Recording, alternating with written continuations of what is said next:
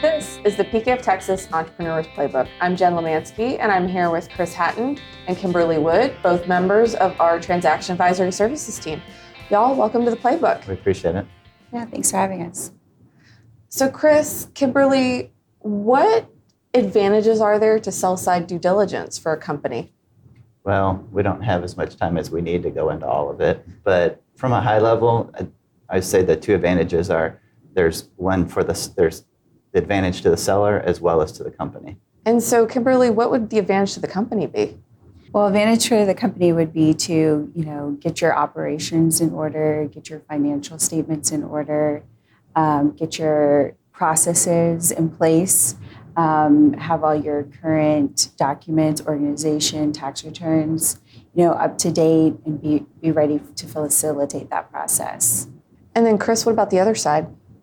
Well, from the seller's perspective, this is pretty much a large paradigm shift for them, because you might have some of these owner-operators that this is their baby that they've been building up for 20, 30 years, or it might have been something that they've taken over from a previous generation. And so just kind of going through that sell-side process starts warming them up to that, really the eventual exit from the business. And so that's the large, shift for a lot of people kind of, going into towards retirement or something. And so it gives them a chance to talk about their business in ways that they probably haven't before. The conversations that they're going to have with a buyer or potential buyer are totally different than when it is they go in and talk with the bank about getting a line of credit or a term debt. And so it just kind of helps facilitate that process as far as conversation, because the buyer isn't going to be pointing out all the great things that the business is doing. They're going to be looking at ways to, kind of get that purchase price. Get that number down a little bit, maybe nitpick in areas. And so it gives them a chance to prepare for those questions as well. When should they bring in a firm like ours to assist with that type of thing?